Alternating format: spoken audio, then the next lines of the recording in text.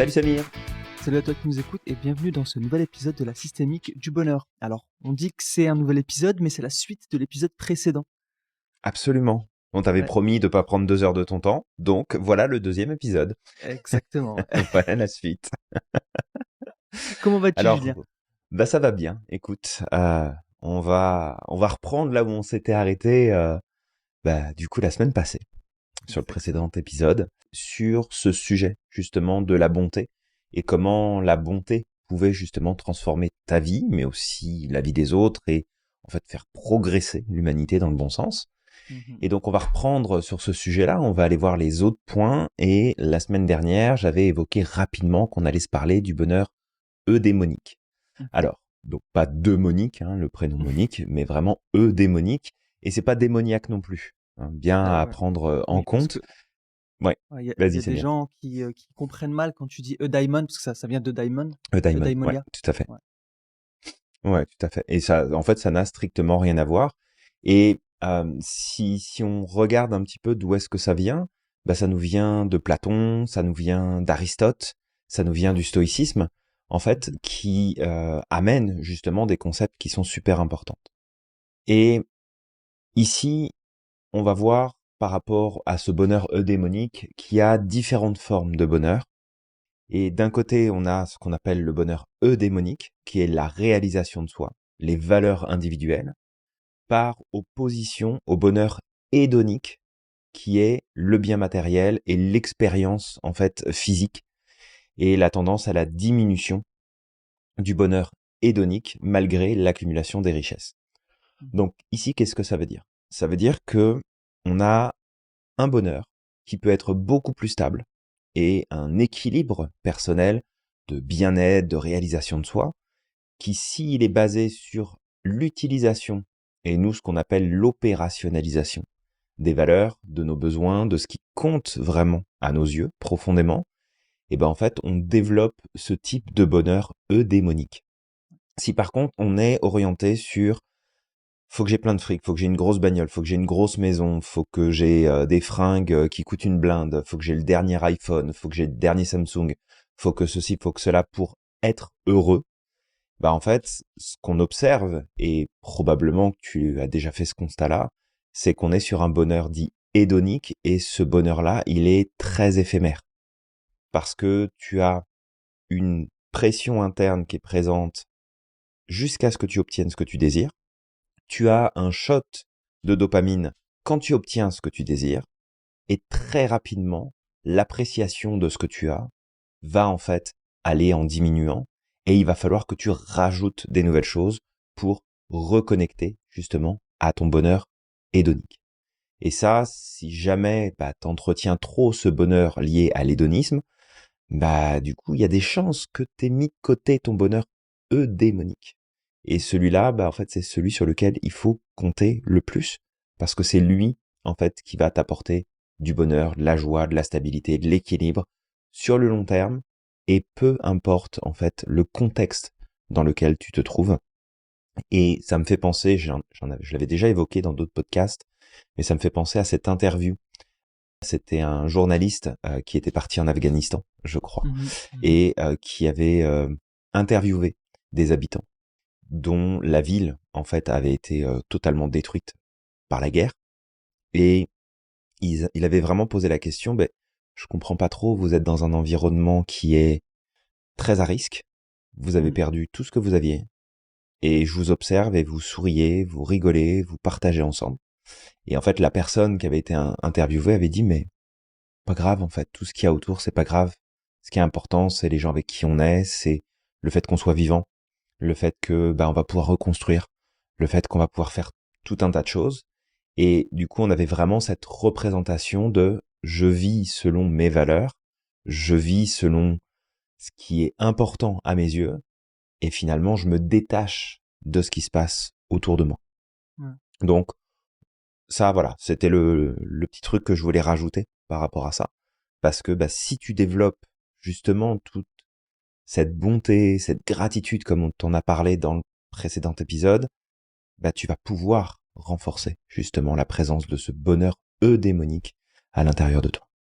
Bah ouais, tu vois, aussi ce que tu me racontes là, ça me fait penser à certains peuples aussi là actuellement au travers du monde qui sont en train de vivre des choses vraiment difficiles et qui malgré tout en fait trouvent des petits moments, tu sais, pour des petits moments de bonheur, des petits moments de joie.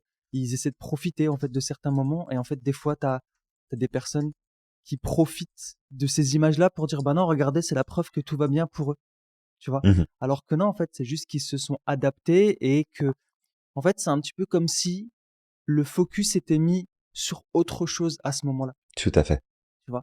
Et tout à fait.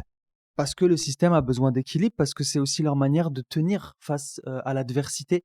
C'est pour ça que des fois, quand tu vois des gens qui vivent des choses hyper difficiles, potentiellement, ils Complètement. sont oppressés, bah, malgré tout, ils arrivent justement à trouver des moments de bonheur. Tout J'utilise à le fait. mot bonheur, d'accord, mais c'est un peu comme si le système avait besoin de se rééquilibrer, en fait. Oui, effectivement. Et puis en fait, Samir, on parlait aussi de la résilience dans le précédent épisode. Ouais, ouais, ouais. Et il y a un truc, je pense, qui est important à prendre en compte, c'est que, comme tu dis, il y a comme un retour à l'équilibre du système. Et c'est là aussi où tu vois toute l'importance de prendre un peu plus la maîtrise. Je veux pas dire le contrôle, parce qu'on contrôle pas les choses, mais prendre un peu plus la maîtrise de quels sont les circuits que j'utilise le plus au quotidien et t'entraîner, te forcer, entre guillemets, à prendre un chemin un petit peu différent d'habitude dans tes pensées, Mhm. dans ta manière de réfléchir, à travers la gratitude, à travers la bonté, dans tes réflexions, dans tes mots, dans tes pensées, dans tes actions. Bah, en fait, tout ça, ça va avoir un impact qui va être super important parce que plus t'entraînes ton système à utiliser un chemin, plus en fait il va vouloir maintenir cet équilibre et continuer à prendre ce chemin-là. Et c'est là où, tu sais, j'évoquais par rapport à la sophro que ce qui était super important, c'était cette répétition, que c'était cet entraînement, que plus tu le fais et plus tu le fais même quand tu sens que tout va bien, plus en fait t'as de l'équilibre, plus en fait tu vas bien, mais c'est parce que c'est ça. C'est t'entraînes ton système à prendre un chemin particulier. Et quand il y a des choses qui vont pas, bah bien sûr t'es affecté, t'es touché, mais comme le système cherche en permanence à vivre de l'équilibre, bah dans ce cas-là, il va naturellement aller vers ce qu'il a l'habitude d'utiliser. Et c'est là en fait où tu te rends compte que si tu t'entraînes, si tu pratiques, si t'intègres justement ce style de vie, et là je te parlais du bonheur eudémonique il y a quelques instants, mais si tu pratiques régulièrement justement cette forme de bonheur, de vivre aligné avec toi-même, bah en fait il peut se passer tout un tas de choses, d'accord, mais en vrai, tu vas pouvoir passer vraiment à quelque chose de différent dans ta manière de réagir, dans ta manière de faire, dans ta manière de vivre les événements. Et du coup, tu pourras te rapprocher de ce type finalement de réaction où la personne te dit, bah en fait, oui, j'ai perdu plein de choses, oui, la vie est difficile, oui, il y a tout un tas d'éléments, mais en vrai, bah je garde mon bonheur, je suis dépositaire de mon propre bonheur et de mon propre bien-être. Et on a vraiment, je pense, toutes et tous, à apprendre dans une société où on est orienté matériel, C'est ça. réussite monétaire, réussite de statut, où finalement, bah, t'as pas plus de gens en fait qui sont heureux parce qu'ils sont pleins de thunes ou qu'ils ont un job super important. D'ailleurs, il y en a plein qui en fait sont malheureux comme les pierres, mais qui s'appuient juste sur une espèce de bonheur fictif de surface. Mm. Et t'en as d'autres qui ont pas grand chose et qui se sentent super bien et qui sont heureux. Donc c'est vraiment de savoir mesurer les deux et ce qu'on t'apporte à travers justement cette deuxième partie de podcast, mais aussi le précédent, bah, c'est de voir que tu peux mettre en place des choses qui vont t'aider à aller dans le bon sens. Ouais, exact. Et d'ailleurs, Julien, c'est vrai, on n'a pas cité, il me semble, l'étude de Nicolas Christakis, Fetasalakis au bon lait de brebis. Ça me fait penser à ça. Et James Fowler, en fait, Ouais. qui a une étude qui a suivi sur plus de 2 décennies, en fait, les niveaux de bonheur de 739 participants. Et en fait, qui nous explique que le bonheur est une expérience collective et contagieuse, qu'elle peut avoir un impact mesurable jusqu'à 3 degrés de séparation. C'est-à-dire que, en fait, Mhm. si tu es dans un état de bonheur, si tu as cette capacité-là, justement, de vivre du bonheur, bah, en fait, tu vas le partager avec tes amis jusqu'à 3 niveaux, 3 degrés de séparation. Donc, c'est pareil. Si tu as des amis qui ont cette habitude d'avoir la banane, d'être dans la gratitude, d'expérimenter cet état de bonheur au quotidien, bah, en Ouais. fait, toi-même, tu vas le vivre. Et donc, du coup, par conséquent, j'imagine, parce que c'est pas indiqué là dans l'étude, que c'est pareil dans l'autre sens. Si tu Mhm. vis ou que tu as des amis qui sont dans un état d'anti-bonheur, on va l'appeler comme ça, je dirais pas dépressif, parce qu'en fait, c'est pas Mhm. forcément de la dépression, bah, en fait, tu risquerais de le vivre également. Donc là aussi, ce que ça nous amène, c'est que Complètement. il faut faire attention aussi à ton environnement. Si tu as autour de toi des personnes qui sont tout le temps en train de broyer du noir, qui sont ingrats, en fait, parce qu'on parlait de gratitude, mais ils sont aussi Mhm. Dans souvent dans l'ingratitude. l'ingratitude, c'est Ouais, ça. tout à fait. Ben malheureusement, en fait, tu vas l'expérimenter aussi dans ta propre vie, en fait. Et peut-être Ouais. qu'aujourd'hui, si tu vis cet état, essaye de voir autour de toi. Et si ça se trouve, ça vient aussi de personnes autour de toi. Peut-être que ça vient de toi, mais peut-être aussi qu'il y a des personnes qui, autour de toi, qui viennent comme soutenir cet état. Bah, c'est ça, et tu vois, tu parles de ça et ça me fait penser à une amie que j'avais et que je n'ai plus aujourd'hui. Pas parce qu'on s'est disputé, pas parce que quoi que ce soit, mais parce que j'ai mis tout simplement de la distance. Parce que, en fait, c'est avec le recul, j'ai passé beaucoup d'années, en fait, à être auprès d'elle, à la soutenir, à l'encourager, à vraiment lui apporter du positif, etc. Et en fait, on est arrivé à un stade où elle ramait tellement à contre-courant que ça en devenait oppressant pour moi. Et un Mhm. jour, je me souviens, elle m'envoie un message, elle me fait bah tiens, on va à tel endroit avec un autre pote. Mhm. Et intérieurement, ça a fait oh là là non faut pas que j'y aille. Tu sais, c'est comme une angoisse qui est arrivée à ce Ok. moment-là. Et là, j'ai fait mais pourquoi est-ce que je me sens comme ça? Et là, j'ai fait bah c'est vrai qu'en ce moment plus que d'habitude, puis ça faisait déjà plusieurs mois que ça durait. Tu sais, elle est en résistance, elle se plaint, elle râle, elle met pas les choses en place. Alors qu'elle a tous les éléments, en fait, pour pouvoir avancer, mais elle est comme prise dans son truc et c'est pas notre rôle en tant que proche ou ami d'intervenir parce que ça appartient à la personne de vouloir avancer, de pas avancer, de prendre ses décisions, etc. Mhm. Et du coup, bah, j'ai tout simplement commencé à mettre un petit peu plus de distance et finalement, j'ai commencé à sentir, si tu veux, à ce moment-là, vraiment un changement dans ce que je pouvais ressentir, dans ce que je pouvais vivre. Et en fait, de là, bah, il s'est passé différentes choses. Et finalement, voilà, on est passé à autre chose. Et tu sais, quelque part, bah, c'est toujours de se dire, bah, c'est dommage. Tu sais, ça fait des années qu'on se connaît, on a partagé plein de trucs, c'était super cool. Mhm. Mais il y a eu toujours en arrière-plan ce côté de lourdeur, de ralentissement, de. Puis après, c'est ok, hein, je veux dire, c'était pas ma seule amie, je suis pas son seul ami non plus. Donc, si tu veux, on a Mhm. chacun notre réseau de notre côté. Et très certainement qu'elle est toujours connectée avec d'autres personnes, puis ça se passe très bien, et je lui souhaite. Mais c'est juste parfois de se dire, faut faire des choix. Et si ça va à l'encontre de ton mode de fonctionnement, si ça te pénalise, si ça te coûte plus que ce que ça te rapporte, bah du coup, c'est de prendre aussi parfois des décisions qui sont pas évidentes, mais qui sont pour la bonne cause. Autant pour toi que pour l'autre.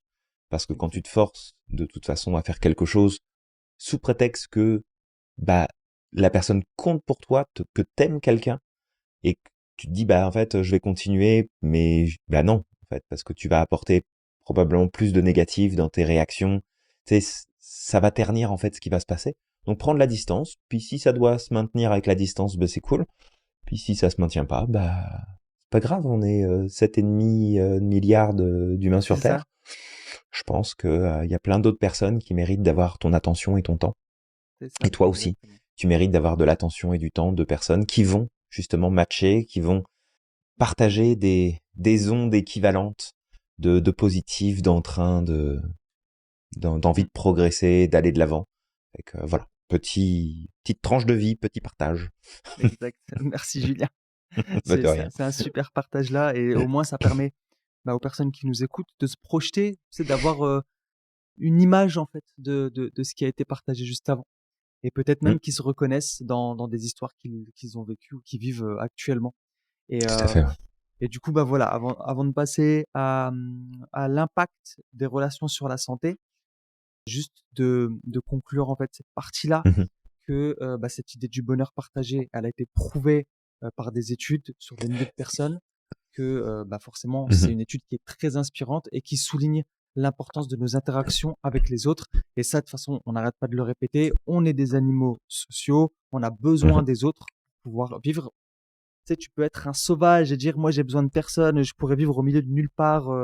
Tu sais, ça me fait penser à ce film Seul au monde avec Mhm. Wilson, tu vois, où il est tout seul tu sais, dans une île, mais en fait, il a besoin de ce ballon, tu sais, pour essayer d'interagir comme si c'était avec Il a son quelqu'un. ballon.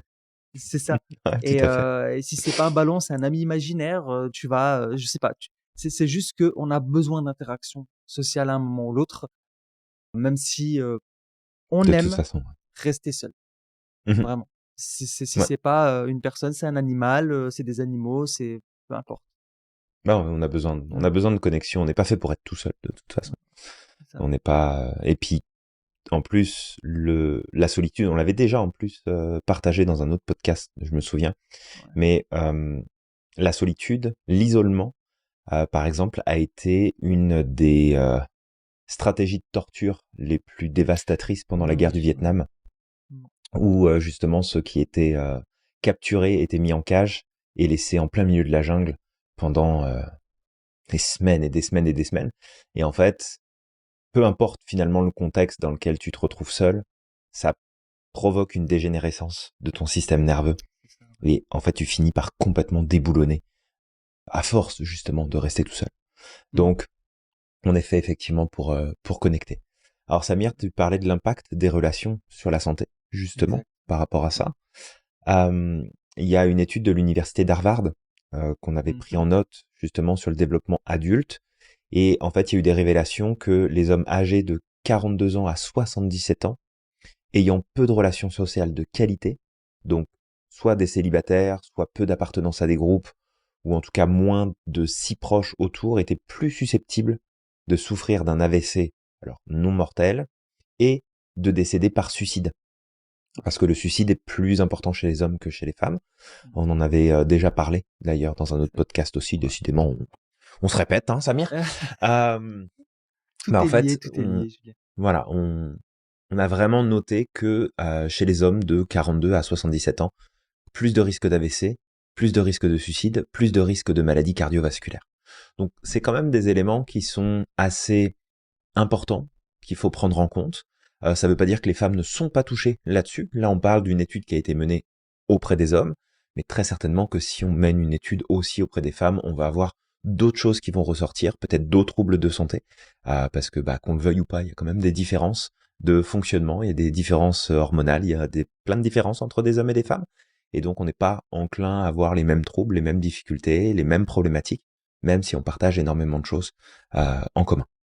Et la plupart des personnes, en fait, ne savent pas quels sont les facteurs qui influencent la création des liens.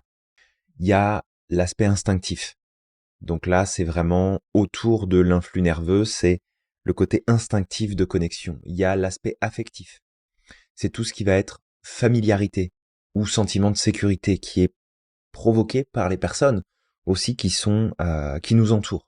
Donc avoir le bon milieu, ça joue, hein, de toute façon.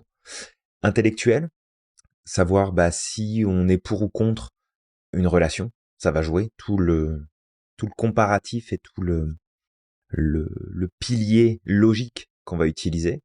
Il y a les aspects idéologiques aussi, parce que Mhm. est-ce qu'on partage la même éthique avec la personne, est-ce qu'on partage des valeurs similaires, est-ce qu'on partage une vision similaire, et ça joue beaucoup. Et puis il y a aussi le cadre social. En fait, c'est le sentiment de validation ou d'affiliation sociale qui est super important. Et on avait évoqué ça aussi il y a pas si longtemps, Samir, quand on parlait justement de cette vision parfois qu'on a de dire que les étrangers qui vont vivre dans un autre pays Mhm. vont avoir tendance à se regrouper entre eux, à connecter entre eux et à Ouais. vivre entre eux. Et souvent, c'est une critique qu'on va faire.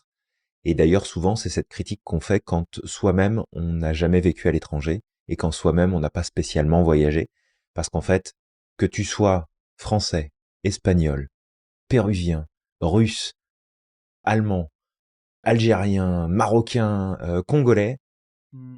bah de toute façon, tu vas avoir cette même tendance à naturellement connecter Exact. avec des personnes qui vont être de ta culture, qui vont partager les mêmes valeurs, qui vont partager les mêmes concepts. Tu peux bien évidemment faire le choix de dire bah si moi je vais vivre à l'étranger, c'est pas pour me reconnecter spécifiquement avec des gens qui viennent de mon pays et donc je Mmh. vais faire un effort d'adaptation, je vais faire un effort de connexion. Je sais que par exemple, pour ma part, quand j'ai été vivre au Canada, que je vis toujours d'ailleurs au Canada, Mmh. j'ai vraiment fait ce choix de dire non, non, mais moi je veux pas me retrouver sur le plateau à Montréal à vivre avec tous les autres Français. Je suis pas Ouais. venu pour vivre avec les autres Français. Alors, est-ce que ça veut dire que j'ai pas connecté avec d'autres Français? Bien sûr que non, parce que j'ai plein d'amis en fait qui sont français au Canada, et puis c'est génial parce que bah on se retrouve, on peut parler de choses qui sont en commun, mais j'ai aussi plein d'amis et plein de connaissances qui sont bah, entre autres de culture québécoise, mais j'ai aussi de culture libanaise, j'ai aussi de culture russe, j'ai aussi de culture mexicaine.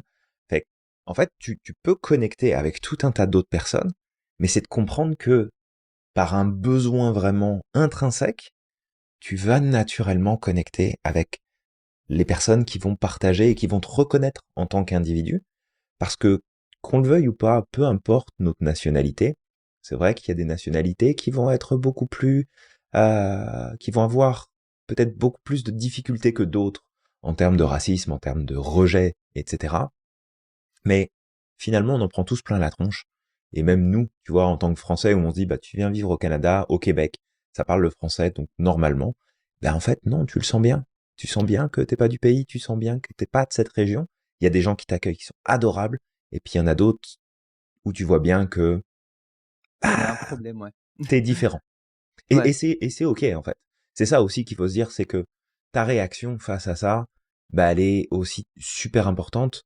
Mais du coup, c'est prendre en compte l'importance des réseaux, l'importance de ta connexion sociale et comment est-ce que ça va t'influencer.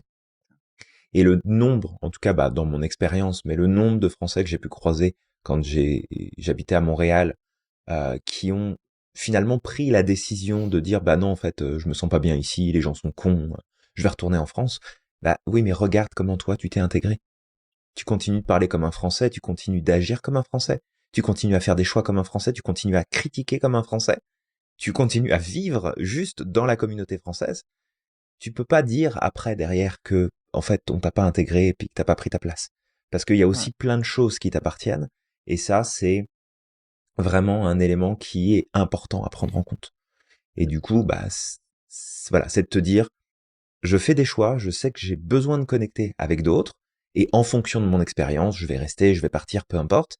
Mais c'est de voir qu'il y a plein de critères auxquels on pense pas. Donc je t'ai dit instinctif, affectif, intellectuel, idéologique et sociaux.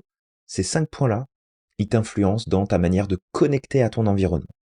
Et le truc, c'est que si toi tu fais un effort, si toi tu t'ouvres, tu vas vers l'autre, tu vas chercher, tu t'intéresses, bah en fait tu peux quand même reprendre en partie la maîtrise de ces facteurs qui vont t'aider, bah, selon ce que tu fais plus ou moins, à justement ne pas t'isoler et à ne pas dépérir dans ton coin parce que c'est pas bon de rester tout seul. Voilà. Ouais. Ouais.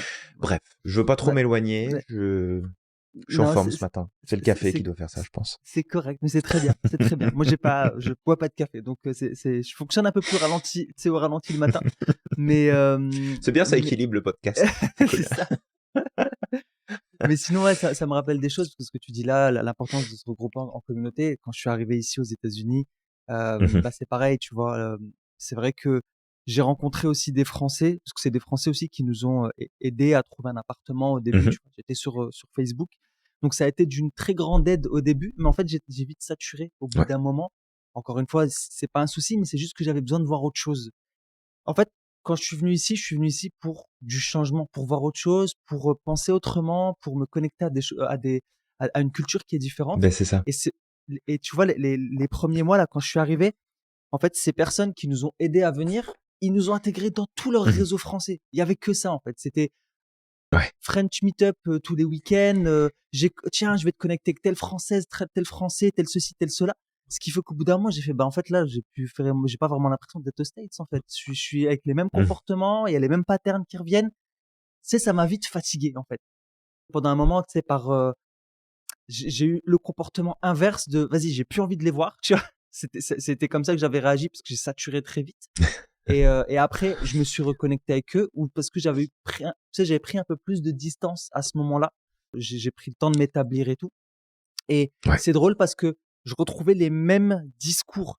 Tu sais, c'est que dans ces French Meetup là, il y avait aussi des Américains et des personnes d'ailleurs, mais ça parlait que français, ça parlait que culture française.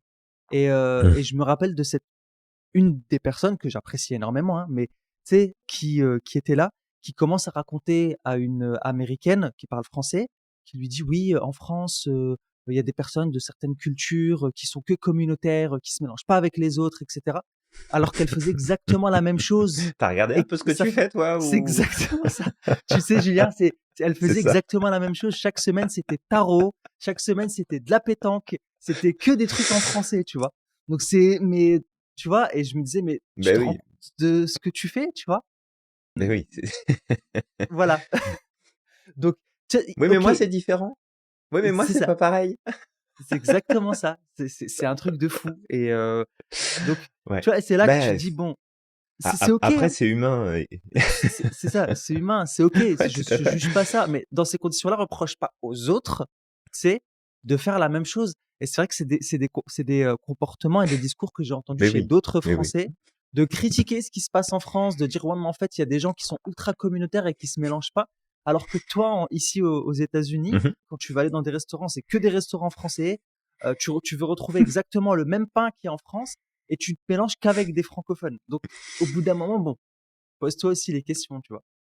Ouais, non, mais Mais c'est ça qui est drôle quand t'as l'opportunité et que tu prends aussi la décision parce que, tu sais, il y a plein de gens qui disent, ah, t'as de la chance, t'es parti vivre à l'étranger. Et oui, bah, prends le même chemin que moi, puis passe par les mêmes galères et après on en reparle. On va voir exactement, ouais. si, tu sais, si c'était aussi facile et c'était aussi simple. C'est Mais, ça. c'est aussi, tu vois, ce truc où, moi, ça me fait toujours sourire quelque part d'entendre des gens qui vont avoir ce genre de critique, qui soient dans leur propre pays ou qui soient effectivement à l'étranger, puis qui critiquent Mmh. justement le communautarisme. Mais en fait, si tu fais pas l'effort, alors bien sûr, chacun peut aussi faire l'effort d'eux. Tu sais, on Mmh. pourrait aussi dire, bah oui, ok, pareil, tu émigres dans un pays, peu importe les raisons, essaye de t'ajuster, essaye de faire en sorte de t'intégrer, essaye d'appliquer des choses. Parce que, bah après, ça vient certainement de mon éducation, mais quand je vais chez quelqu'un, je vis pas, tu sais, avec mes propres règles quand je suis chez quelqu'un. J'essaye de comprendre c'est quoi les Bien règles de sûr, la maison normal. et j'essaye de m'ajuster. Ça veut pas dire que je deviens une autre personne, mais je vais respecter finalement l'environnement de l'autre. Et quand tu vas dans un autre pays, bah c'est quand même important d'avoir justement cette attitude-là. Et du coup, bah toi qui nous écoutes, peu importe ce que tu vis, garde peut-être ça aussi en tête pour dire comment est-ce que je peux faire pour connecter de manière plus authentique, plus vraie, plus juste, sans devenir quelqu'un d'autre, sans effacer qui je suis, ni ce qui est important à mes yeux. Et en fait, plus tu t'ouvres, plus en fait tu vas apprendre des trucs et plus tu vas vivre des expériences qui sont juste géniales, quoi. Mmh. Plutôt que, tu sais, rester enfermé dans ton coin et rester déconnecté en fait des autres. Que t'aies des cultures avec lesquelles t'accroches plus, je veux dire c'est normal, mais c'est pas pour autant qu'il faut rester dans ton coin. Et au contraire, je pense qu'on a tous à gagner à connecter et à se donner l'opportunité d'échanger. Tu te rappelles, Samir, quand on était sur notre bateau et qu'on a connecté justement avec cette psychologue mexicaine qui nous Mmh. parlait du travail qu'elle faisait. C'était génial. On a passé, je pense, une bonne heure à discuter avec elle. Ouais, C'était exact. super. Ouais. C'est vrai qu'on Et, avait connecté avec et des gens comment tu sympas, peux, en fait, vivre ce genre d'expérience si tu te dis, bah non, mais moi je vais rester avec ceux qui parlent ma langue, je vais rester avec ceux qui sont, tu sais, qui me ressemblent. C'est dommage, en fait. Mais c'est bon, vrai. c'est un autre sujet. On va pas s'écarter. Et du coup, je repense, aux 2 femmes de l'Alabama aussi, qui étaient assez drôles, Il y avait Oui, 2 c'était drôle. personnes, d'un C'était certain drôle. âge de l'Alabama, ouais. Je crois qu'elles avaient eu une certaine vue sur toi là. Elles se sont dit: «Ah, un petit beau gosse là». Non, madame, ça va pas être possible. La place est prise, hein, ça va pas être possible. C'est ça. Mais non, non, mais c'était drôle. Non mais C'était c'était très, très drôle, ouais. drôle. Ah, j'avais du mal à les Ouais. comprendre en plus, ils avaient un accent, c'était, hyper, prononcé quand même. J'avoue que l'accent, des fois, il était, il était pas évident. Un Mais, peu, ouais. Mais c'est chouette, en fait, ce genre d'expérience, et c'est chouette de connecter avec, c'est ça, avec des gens qui sont différents de nous. C'est C'est super important, ouais. enrichissant, c'est super intéressant, puis les autres ont à nous apprendre des choses comme on a aussi à leur apprendre des choses. Et, tu sais, moi, des fois, je rêve utopiquement que il y ait pas de frontières et qu'on puisse aller et Ouais, venir, ouais. être citoyen du monde librement Mm. et de pouvoir échanger, profiter, voyager, parler, Mm. discuter, s'apprendre les uns les autres, tout un tas de choses, ça serait juste ça Magnifique, ouais. serait juste fantastique. Et le mec il dit ça et le mec il aime être tout seul, tu vois. Ouais. Le mec il aime être dans son coin et Un être tout peu de seul, cohérence, avoir Julien. ses écouteurs sur les oreilles, être avec son chien dans la forêt, mais ça n'empêche que tu vois, oui, je sais que j'ai besoin d'être tout seul, je sais que j'ai besoin d'avoir justement ce temps où je me recharge, où je réfléchis avec moi-même, je parle avec moi-même, je me parle beaucoup. Et ça n'empêche que, bah oui, je sais aussi que j'ai besoin de connecter, puis de passer du temps, puis de découvrir des gens, puis trouver le bon équilibre pour toi. Il n'y a pas une bonne ou une mauvaise façon de faire, mais Mm. trouver le bon équilibre. Est-ce que toi, si ça t'arrive, Julien, à certains moments, où tu dois rencontrer, peut-être à un event et tu dois aller rencontrer des gens et te dire, oh, punaise, j'ai la flemme, je suis bien tout seul et tout. Mais en fait, quand tu y vas, t'es content, tu profites, tu connectes avec tout le monde. Et Mhm. après, en rentrant, tu te dis, bah, en fait, tu vois, je voulais pas du tout y aller, là, ça me pompait l'énergie avant d'y aller, mais finalement, t'as apprécié le moment, quoi. Et moi, ça m'arrive des fois. Oui, Moi, j'ai, ouais, ouais, ouais, ça arrive. Puis ça arrive aussi dans l'autre sens, de pas ouais, vouloir y aller, d'y aller et de passer un moment merdique. ouais, ouais, Mais ouais, ça arrive aussi, ouais. pour- pourquoi est-ce que ça arrive? Bah en fait, c'est de ma faute. Mhm. C'est moi. Est-ce que je m'engage pleinement dans l'expérience et me dire, ah, j'ai pas très envie et tout, mais bon, je décide d'y aller, donc je vis pleinement le truc. Ou alors, j'y vais à reculons et en plus, je fais de la résistance pendant que j'y Ouais, suis. Et dans ce cas-là, c'est sûr que ton expérience, ça va être pourrie, quoi. ouais. Donc, ouais, ça m'arrive. Ça Mm. m'arrive effectivement de me dire, oh, j'ai pas très envie, oh, ceci, oh, cela. Et puis après, bah, une fois que t'es dedans, si tu y mets du cœur, en fait, et puis si tu t'engages vraiment dans le process, alors tu vas avoir probablement des belles choses à vivre. Mais ça dépend de toi, encore une fois. Tu vois, Ouais, la responsabilité, elle est de ton côté, là. exact. Ouais. Juste comme ça, c'est parce qu'on va passer peut-être à l'autre point, mais ça me rappelle parce qu'on parlait justement de des gens qui se mélangeaient pas, des gens qui étaient hyper communautaires. Mais il y a aussi l'opposé, parce que je viens de me rappeler d'un mec c'était super drôle, où j'étais en train de faire mes courses et je parlais en français avec ma femme. Et en fait, il y a un gars qui, tu sais, je le connais pas de nulle part, là, qui vient et qui nous entend parler français, qui répond à une question que je pose à ma femme, tu sais, parce qu'on est en train Mhm. d'acheter des pommes. Il fait, ah, c'est telle pomme, etc., c'est telle variété. Et du coup, je lui réponds, je fais, ah, vous comprenez le français et tout. Et il me fait, ah oui, oui, vous êtes français. Il me fait oui. Et en fait, donc le mec, il vient, il rentre dans ma zone, tu sais, dans notre zone comme ça, il répond. Et puis à ce moment-là, il me fait, bon, bah bonne journée, hein. Et puis il s'en va, tu vois. Je fais, bah quoi? What? Hein? Pourquoi? WTF, tu vois?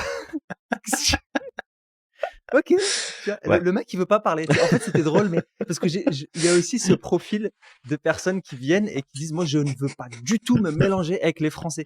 Mais c'était drôle parce que c'était ça, c'est que le mec qui vient, il rentre dans ma zone et après, tu sais, quand je lui pose la question de ok t'es français et tout, ouais ouais ok, et puis il part, tu vois, il veut pas me parler, tu vois. Et Allez, c'était trop salut! drôle. Tiens, allez, vas-y, ne m'emmerde pas, c'est bon. Je vois Ok. bien la scène. Je regarde ma Mais femme, tu sais, ça me fait rire parce j'ai que regardé ma femme, genre j'étais j'ai sur Mars déjà eu quoi. ça. C'est vrai? Oui, oui, j'ai déjà eu ça. Et il y a une expérience, alors c'est un petit peu différent parce que en fait, je faisais partie de la communauté de la Chambre de commerce internationale de Montréal et j'assistais à beaucoup d'événements.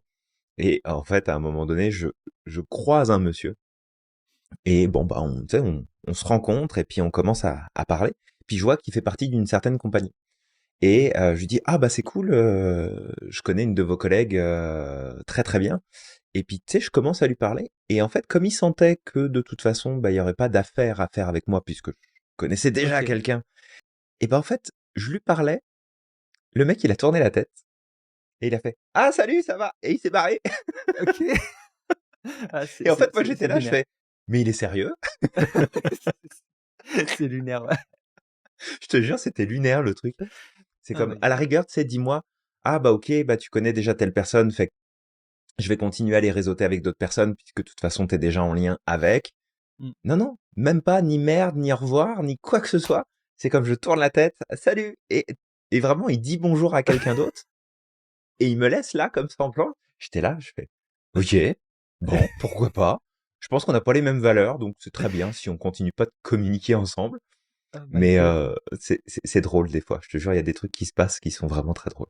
ouais, avec le temps, tu trouves ça enfin, moi, sur le coup, c'était que tu sais, mon cerveau, il a bouclé, hein, la nuit. C'est comme: «Pourquoi? Qu'est-ce qui s'est passé? Mais tu viens, tu rentres dans ma zone, tu me parles en français, puis après je te pose des questions, puis là tu me fais: "Oui, je suis français" et puis hop, «Bon, ciao, hein, salut». OK, bon. Bon bah salut, ok, d'accord, d'accord. Ah non, mais c'était lunaire. Non mais il y a des trucs drôles hein, des fois. Exactement. Bon allez, on se recentre. C'était, le petit partage drôle. Donc voilà, donc Absolument. juste pour revoir, tu sais, pour récapituler un petit peu ce qui a été partagé. Maintenant, en fait, avec toutes ces connaissances-là que, bah, la bonté, l'optimisme, la gratitude, les relations saines, tout ça, ça participe à notre bonheur et que si on les intègre, en fait, dans nos principes de vie, dans nos Mhm. habitudes, bah, en fait, ça va avoir un impact significatif sur notre psyché, sur notre santé en général, qu'elle soit psychologique ou physique, et sur notre niveau de bonheur. Bah, en fait, on peut aussi partager là maintenant des outils et des stratégies pratiques pour pouvoir cultiver la bonté et le bien-être. Donc il y en a Tout à fait. plein, d'accord? On va en partager quelques-uns. Le premier, ça va être la méditation. Ça revient tout le temps, la méditation. C'est un truc de fou. Il est chiant, celui-là. Il est toujours planté là.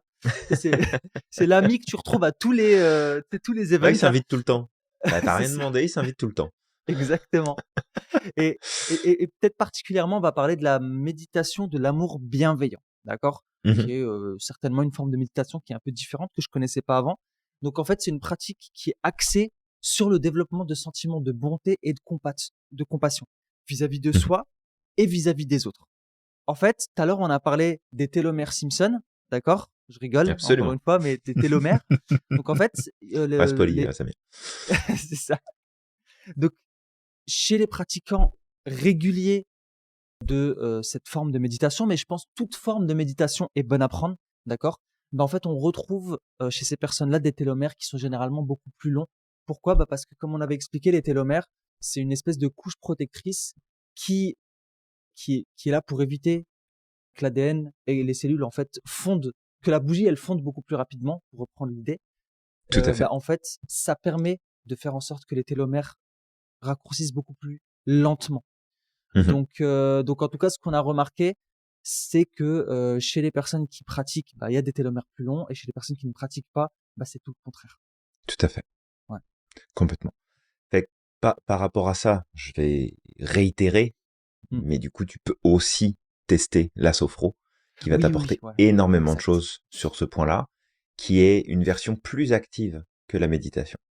Donc si jamais la Exact. méditation, tu trouves ça chiant, tu trouves ça lent, t'accroches pas, ce qui peut arriver, bah t'as la version plus dynamique avec la sophrologie alors kaycédienne, hein, on va juste préciser ça parce qu'il y a plusieurs formes, et t'as une version qui est finalement plus dynamique et qui peut t'apporter énormément de choses. Exact. Au-delà de ça, il y a la musique, Samir, qui Ouais, joue un ça rôle c'est super important. c'est très, t'aimes beaucoup toi, justement, c'est Ouais, un bah point important chez toi. la musique, je pense, a toujours fait partie de ma vie depuis que je suis tout gosse. Pas parce qu'il y a des musiciens dans la famille, parce qu'on n'en a pas à ma connaissance. On n'a jamais vraiment pratiqué de d'instruments de musique, pas pris de cours de chant ou quoi que ce soit. Mais ça a toujours été là. Ça a Mm. vraiment toujours été là. Et il y a plein d'études qui nous montrent que ça a plein de bienfaits sur les réseaux justement neuronaux dans notre cerveau. Mhm. Et ça permet de réduire le rythme cardiaque. Ça permet de jouer sur la tension artérielle. Ça joue sur les hormones du stress, ça joue sur les inflammations, ça joue sur tout un tas de choses. Et en fait, ça peut atténuer aussi les dommages cardiaques et cérébraux. Donc la musique en tant que telle joue un rôle important. Alors après, si tu te fous de la musique dans les oreilles, que c'est un truc ultra violent, avec énormément de basses, avec des notes qui sont disparates, avec vraiment plein de choses en fait qui sont agressives pour ton corps, bon bah dans ce cas-là, tu te doutes bien que l'effet va pas être forcément celui que tu recherches. Mais si tu apprends et si tu connectes, t'apprécies en fait, d'utiliser certaines tonalités, certaines musiques, certains rythmes qui peuvent effectivement t'aider et qui vont jouer sur tes ondes cérébrales, qui vont jouer sur tout un tas de choses. Ouais. On a la nature aussi, qui joue un rôle très important. Euh, le fait de connecter avec la nature, le fait d'aller faire des câlins aux arbres si tu as envie, le fait de passer du temps en extérieur, bah tout ça, en fait, ça va jouer sur tes télomères et ça va faire en sorte d'influencer positivement ta santé, ton énergie, tes émotions. Ça va augmenter ta résilience, ça va augmenter en fait la présence et le volume de ce qu'on appelle la matière grise qui est liée à l'attention et à la mémoire. Fait que la nature joue un rôle super important.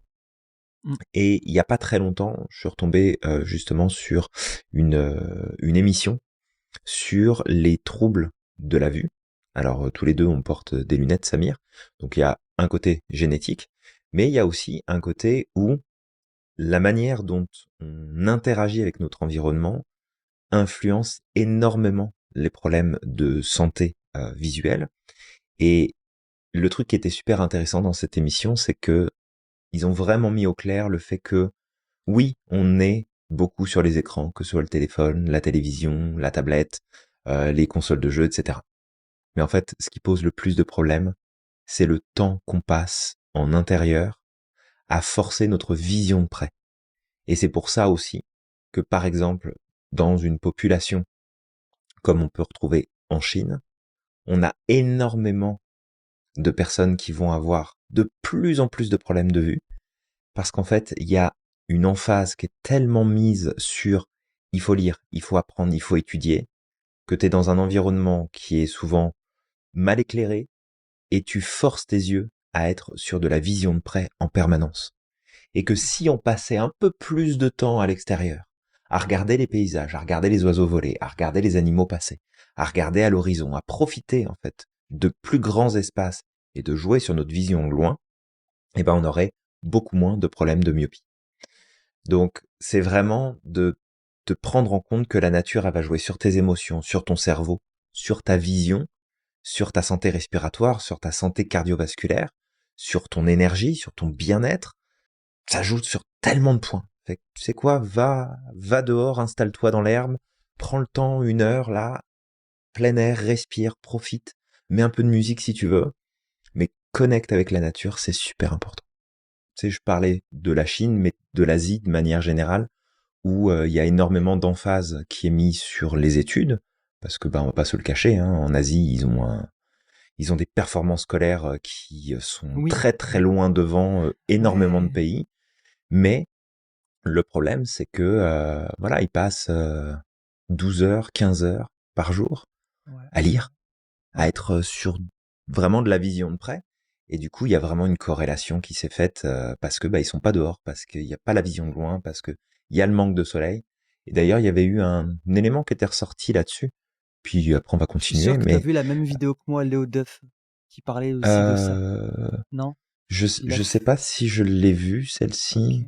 Parce qu'il a fait Je une crois vidéo sur pas. Il ça, avait fait une vidéo là-dessus. ouais, Ok. en expliquant que ce qui était la cause des myopies et de l'augmentation des myopies, c'est pas ce qu'on pensait. Alors tout le monde sait au début quand tu regardes la vidéo, tu penses que c'est le smartphone. Sauf que, en Oui, fait, non, c'est non. ça.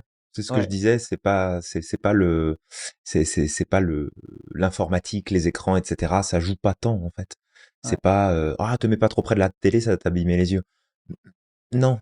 En fait, tu vas abîmer tes yeux encore plus si tu passes le plus clair de ton temps, le nez dans les bouquins, à regarder des petits caractères et en travaillant juste ta vision de près. exact. Donc, donc il y avait ça, en tout cas, qui ressortait beaucoup dans ce que j'avais suivi. Mais j'irai regarder la vidéo de Léo Duff parce qu'il fait du contenu que j'aime beaucoup. Donc, J'adore. Ouais, je l'ai pas vu passer celle-ci, tu vois. ouais. On continue, peut-être là avec un autre, le fait de comment faire pour développer la paix intérieure. Là, on pourra parler aussi peut-être un peu de sophrologie. C'était pas développé Mhm, dans le livre. Alors, il y a des choses qu'on a amenées en plus, mais dans le livre, principalement, dont on avait parlé, il parlait d'une philosophie, de la philosophie védique, en fait. Quelque chose qui nous vient de la philosophie védique. ouais. Euh, D'abord, il nous expliquait que la première chose à faire, c'est reprendre le contrôle de son esprit. le contrôle ou la maîtrise, je préfère le mot maîtrise que le mot contrôle, tu vois, parce que le contrôle, c'est vraiment de prendre, tu vois, de ne pas laisser de place à ton esprit. Alors que la maîtrise, c'est de prendre en considération comment il fonctionne, d'accord? Et toi, de le discipliner, de le cadrer, d'accord? Et en fait, il faut juste garder à l'esprit que chaque jour, en fait, le cerveau, il est inondé d'environ 34 gigas d'informations. Ça fait beaucoup quand même. Peut-être pour un ordinateur, c'est pas énorme. Pour notre cerveau, c'est énorme, 34 gigas. Et ces 34 Mhm. gigas, ben, ils sont inondés par les médias sociaux, etc., avec des nouvelles très souvent qui sont négatives, comme le meurtre, le terrorisme, les homicides, les étrangers qui sont en train de nous envahir et qui vont nous voler, plein de choses en fait qui peuvent arriver comme ça. Et cette négativité-là, ben, en fait, au bout d'un moment, elle va déclencher des réactions de survie et de panique dans notre cerveau. Ça te déstabilise, quoi. Ouais, ouais, complètement. C'est ça. Donc, faut trouver cet équilibre. Et du coup, cette exposition-là, bah, elle déclenche des réactions de survie. Et c'est là que ça va être important de reprendre le contrôle, ou plutôt la maîtrise de notre esprit et de se recentrer sur des choses comme la bonté, la beauté, l'harmonie pour protéger ta santé et ton bien-être. Peut-être, est-ce que tu as envie d'ajouter quelque chose avant justement qu'on bascule sur la philosophie qui nous amène l'auteur? Donc effectivement, Samir, on a beaucoup justement fait cette recherche-là, et puis il y avait cet ouvrage dont on a parlé dans la toute première partie, hein, dans la première partie de ce podcast. En fait, ils font effectivement référence à la philosophie védique, et ils parlent des trois gunas. Donc l'idée ici, et on va te parler du coup des trois gunas, comprendre un petit peu ce que ça signifie, et je ferai peut-être un lien du coup avec ce qu'on évoque en sophrologie, qui en tout cas pour moi fait une connexion. Donc peut-être la première chose, c'est de définir c'est quoi un gunas. Et un gunas, en fait, ça signifie une qualité ou une caractéristique. C'est pas un Et petit l'idée, en gnome. fait, ici, non, c'est pas un petit gnome, exactement. Donc en fait, l'idée ici, c'est de parler d'une force énergétique qui va façonner la nature et l'expérience humaine en influençant nos actions, nos pensées, nos émotions. Alors, l'objectif ici, c'est d'atteindre un équilibre dans ces différentes qualités pour vivre une vie en fait qui est plus sereine et plus alignée. Donc, encore une fois, on est sur une approche philosophique, donc on ne cherche pas l'aspect scientifique derrière le principe des gunas. Par contre, on peut le rapprocher de tout un tas de choses.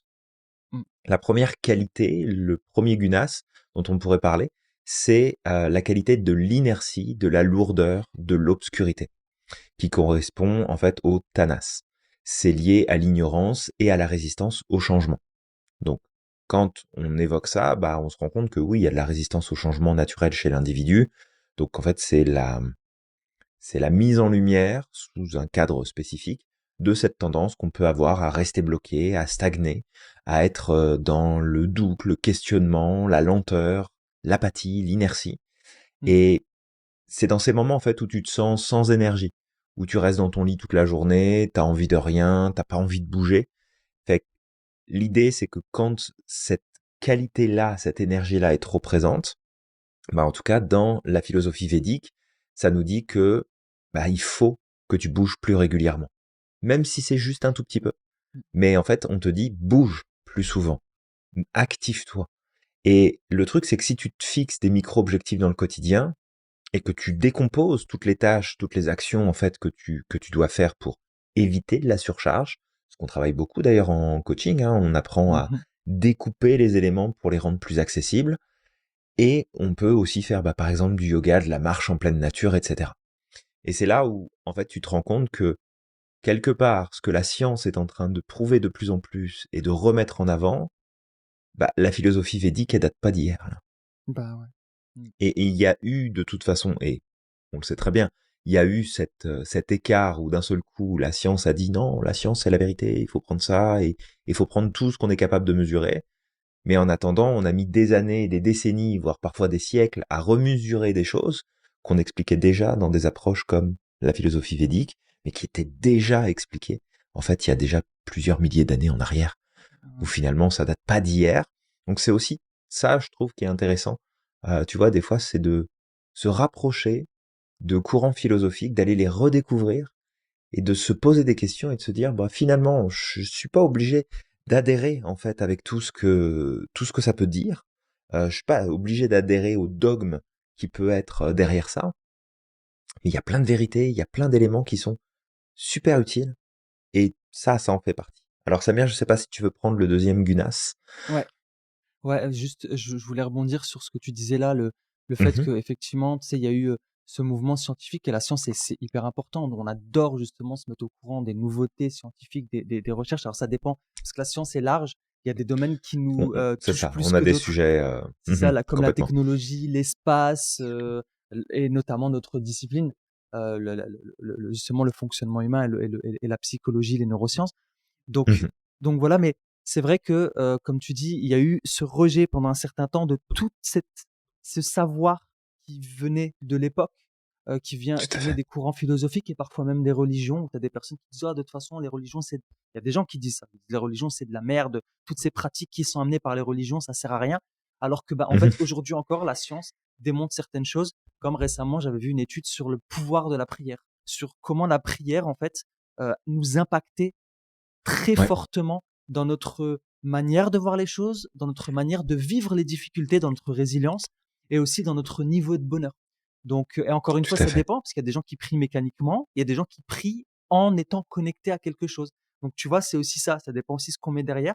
Mais la science a Complètement. montré, en fait, que chez certaines personnes, ça avait aussi un impact sur la durée de vie, tu vois.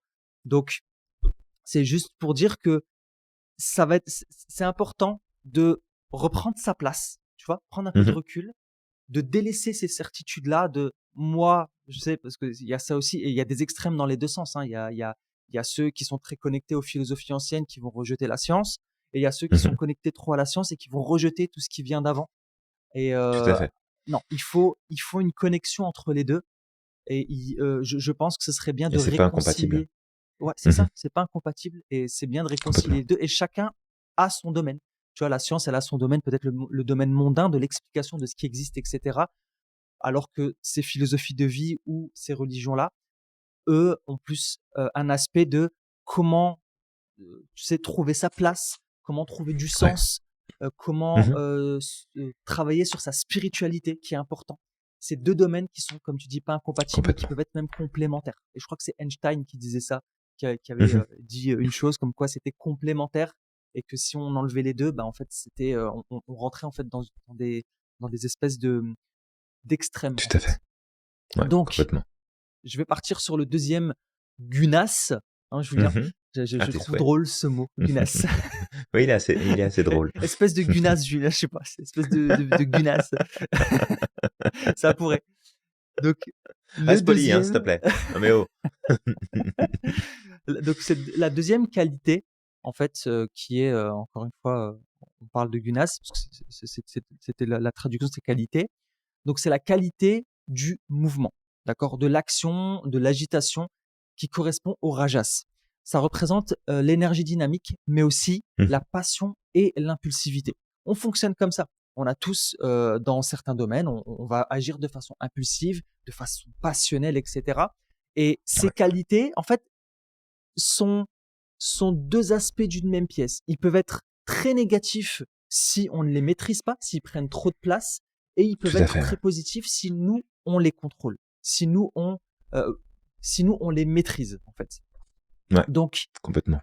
pour ce gunas-là, pour cette qualité du mouvement, bah, en fait, quand elle n'est pas équilibrée, ce que ça amène, c'est que ça va amener une hyperactivité mentale, un excès d'ambition, des difficultés de concentration et à ralentir des Mhm, émotions qui sont souvent intenses et qui peuvent se manifester sous forme de stress, de colère et de frustration. Donc, mhm, par exemple, le fait de travailler sans arrêt, de courir après des objectifs, de ne jamais faire de pause, mhm, d'avoir des journées hyper remplies. D'accord? ouais. Et ce qui peut être intéressant dans ce cas-là, pour pouvoir rééquilibrer ce deuxième gunas-là, c'est de prendre des pauses régulièrement. Si tu es quelqu'un qui court tout le temps, bah, tu peux utiliser la méthode du Pomodoro, par exemple au travail, tu vois, de Ouais. t'obliger tous les Ça 40 t'oblige à prendre minutes, des pauses, ouais. c'est ça, tous les 40 minutes de t'obliger à faire une pause. De mettre un Mhm, timer et de te dire, bah, chaque heure, je vais juste me lever, me mettre en mouvement, m'étirer, peu importe, vraiment. Mais mhm, juste pendant 5 minutes, tu te déconnectes. Vraiment. ouais. Le deuxième point, ça va être la respiration abdominale pour calmer l'agitation. Et ça, c'est un truc que tu utilises beaucoup justement en sophrologie, Julien. Peut-être que toi, tu pourrais en parler un peu plus de cette respiration abdominale et de ses bienfaits de la respiration abdominale. Et il y avait aussi la Ouais, respiration carrée qui pouvait être utilisée, qui était sympa. ouais, tout à fait. Bah, Ouais. si on s'en tient à la respiration abdominale qui n'appartient pas en soi à la sophrologie, mais qui est vraiment beaucoup utilisée, c'est de comprendre en fait que en fonction de la hauteur de ta respiration, tu vas créer plus ou moins de stress dans ton corps. Et c'est souvent le réflexe, c'est de se dire, bah, faut que je respire par le haut du corps parce qu'en fait c'est là où sont les poumons et c'est ici qu'il faut que je fasse l'effort. Mais le truc c'est qu'on a un muscle qui nous permet de respirer et ce muscle là c'est le diaphragme. Et le diaphragme il est situé en dessous de l'estomac.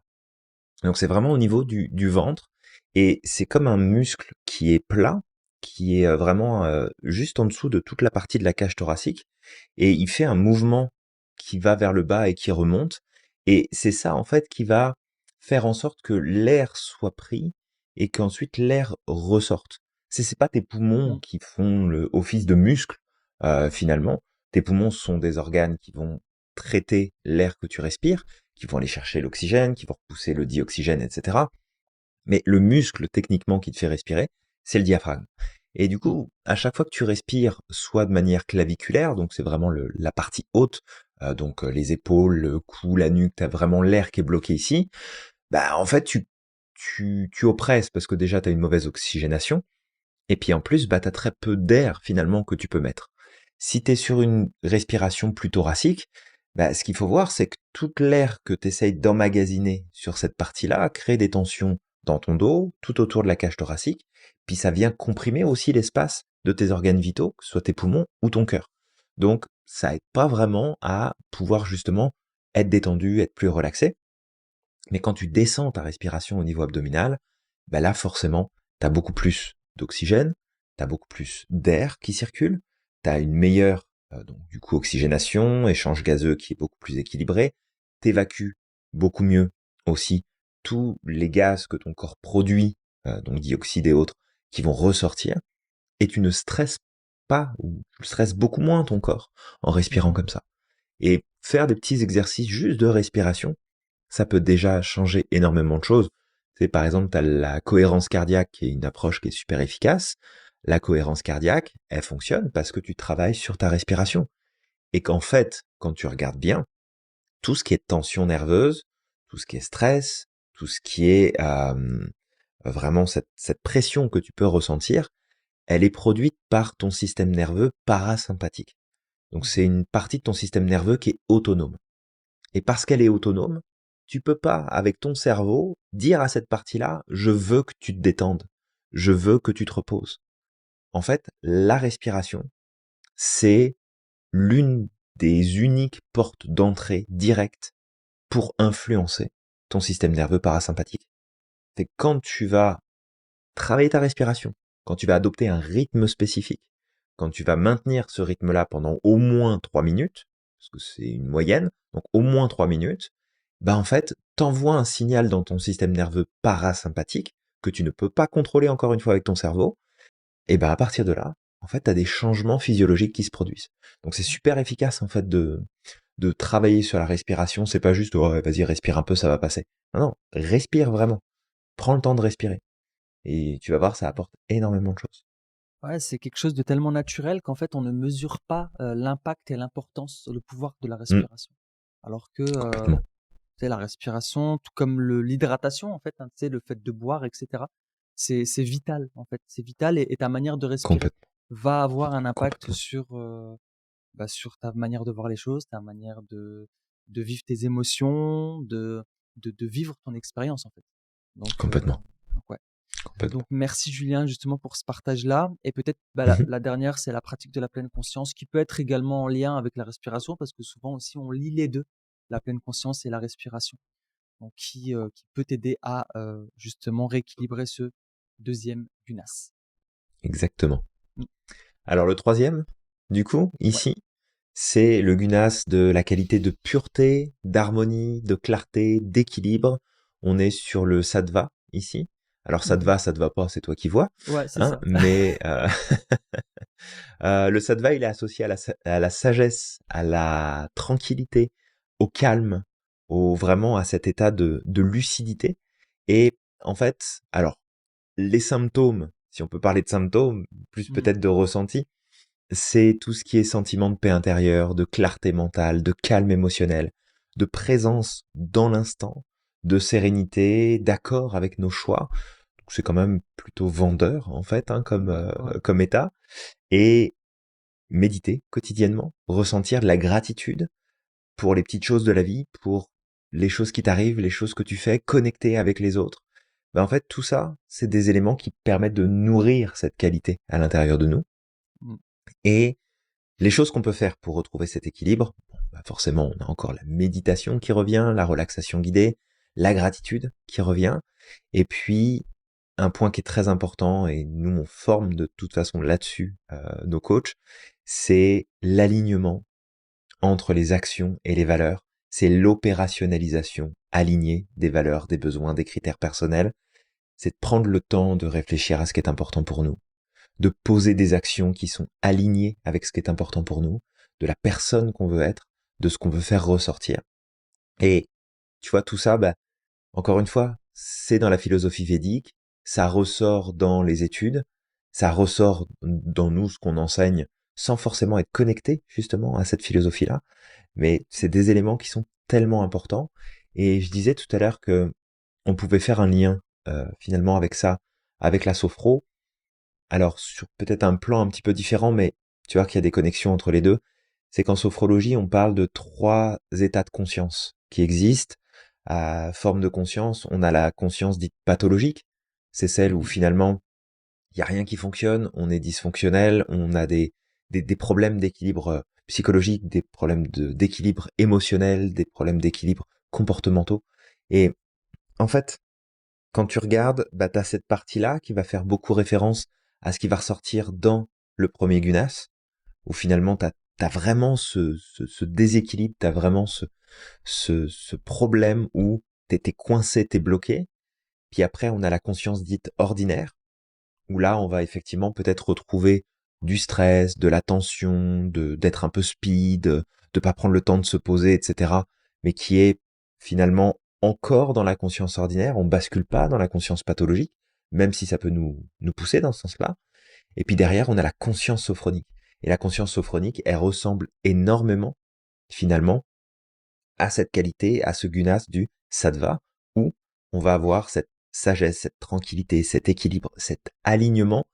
Alors après, on va pas mettre de côté que le professeur Caicedo, qui oui, de sa formation scientifique de neuropsychiatre et de chirurgien, bah oui, ok, il a cette formation-là, mais il s'est aussi beaucoup intéressé à la philosophie orientale, il s'est beaucoup intéressé justement au yoga, à la philosophie hindoue, il s'est également beaucoup intéressé L'hypnose, au zen, ouais, vraiment beaucoup de choses. Et tout ça, en fait, bah, tu retrouves forcément des dynamiques qui sont équivalentes. Donc voilà, choisis ton camp, choisis ce que tu as envie de prendre, de saisir, mais va piocher comme ça les éléments un petit peu à droite à gauche, que ce soit dans l'Asie, que ce soit dans l'Orient, que ce soit dans des choses plus occidentales, mais qui te permettent justement de reconnecter à des choses qui vont rallonger, enfin en tout cas préserver la longueur de tes télomères, comme on disait il y a pas c'est longtemps. ça. Exactement. Donc voilà, en fait, là, effectivement, l'auteur parlait de la philosophie védique, mais si tu veux, bah, en fait, tu peux te joindre à nous tous les lundis dans nos sessions de sophrologie Tout à en fait. live, On justement. avait mis Et le lien déjà dans le c'est fait. précédent podcast, mais on va le remettre à nouveau dans celui-ci, comme ça, c'est sûr que tu les as. C'est ça. Comme ça pourrait aussi te permettre, au travers de la sophrologie, de faire ce rééquilibre-là sans passer par la philosophie védique si tu sais, t'as pas envie de d'aller chercher, etc. Bah voilà, comme tu l'as compris, en fait, ça va être important de cultiver ton équilibre intérieur pour pouvoir rayonner cette bonté de manière authentique et pour pouvoir impacter ta santé, qu'elle soit psychologique ou physique. Donc, Tout à fait. en, en conclusion, Julien, peut-être juste de refaire un appel. Donc, la bonté, l'optimisme, l'indulgence, la gratitude, sont bons pour la santé et le bien-être. Ça a été étayé et prouvé par des études scientifiques. Donc la prochaine fois qu'on vient et qu'on te dit trop bon, trop con, les bonnes personnes sont les premiers à partir, bah en fait, tu sais que au contraire, ça peut t'aider justement à rallonger ta durée de vie et vivre constamment dans la frustration, dans la colère, dans le fait d'écraser les autres et de rabaisser les autres. Voilà, c'est pas forcément ce qu'il y aura de meilleur pour ta santé mentale et pour ta santé en règle générale. D'accord? Et pour tes Exactement. relations aussi. Voilà. Parce que bon, au bout d'un moment, à force de prendre les gens pour des cons, ils finissent par le devenir. Donc, si tu vis dans un monde de cons, au bout d'un moment, pose-toi les bonnes questions, tu vois?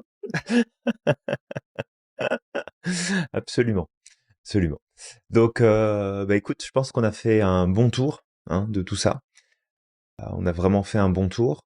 Fait que, si toi t'es passionné aussi au point de vouloir justement te reconvertir professionnellement, de te lancer dans un métier qui est riche de sens, où tu sais que tu vas pouvoir contribuer à faire en sorte que les autres puissent aller de l'avant, qu'ils puissent progresser, que tu puisses générer des revenus qui sont très confortables, justement en contribuant à d'autres de réaliser leurs objectifs, leurs rêves, et du coup de réaliser les tiens au passage, de sentir que tu fais quelque chose qui compte, bah tu nous contactes en fait, tu nous envoies un message parce que on va pouvoir t'expliquer comment de ton expérience actuelle, tu vas pouvoir convertir tes connaissances, tes forces, tes qualités, tes talents en une stratégie de coaching qui est puissante et on va également te montrer comment grâce à tout notre processus de formation, de certification, d'accompagnement à 360, eh bien on va faire de toi un ou une super coach qui va faire la différence sur le marché et qui va pouvoir vivre de son activité. Donc, si ça t'intéresse, tu nous envoies un petit message et ça sera avec grand plaisir de t'accompagner dans ton projet et de faire en sorte que toi aussi, tu puisses t'éclater dans ta vie professionnelle et personnelle grâce à tous ces outils.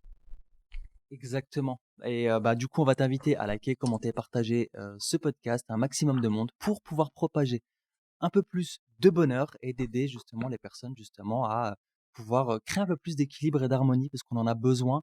Il faut savoir que Oh que oui. si nous étions tous dans cette dynamique-là, on n'aurait certainement pas justement les problèmes que nous avons aujourd'hui. Mhm. Et puis je vais t'inviter à croire au maximum en ton potentiel et de ne pas oublier d'être extraordinaire chaque jour. Et je vais m'occuper de ma petite là qui commence à s'exciter. Qui t'appelle, exactement. C'est ça. Donc n'oublie pas que t'es magique et que t'as le pouvoir de réaliser absolument tout ce que tu souhaites et on te dit à la prochaine. À la prochaine.